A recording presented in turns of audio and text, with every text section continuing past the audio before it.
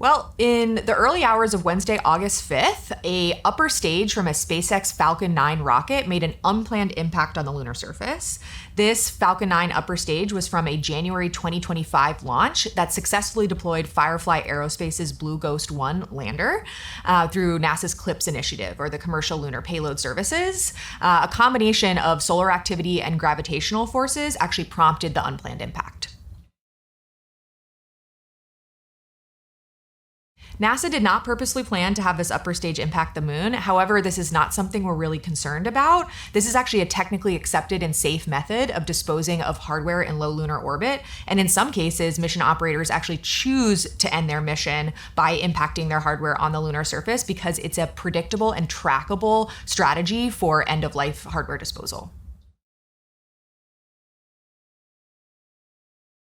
This poses absolutely no danger to anyone on Earth or any hardware on the moon. And in fact, scientists are eager to study this impact event as it can help us constrain how to track things like this in the future.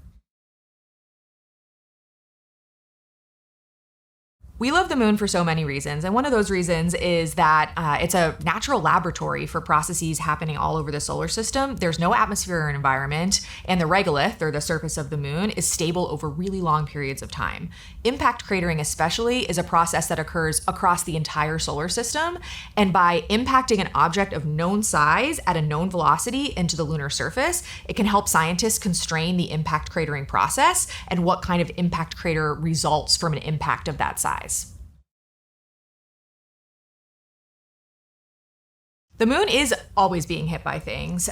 Meteors, asteroids, comets, and things hit the moon all the time across its 4 billion-year-old history. In fact, Artemis 2 astronauts actually observed several active impact flashes or craters forming on the lunar surface during just their several-hour flyby.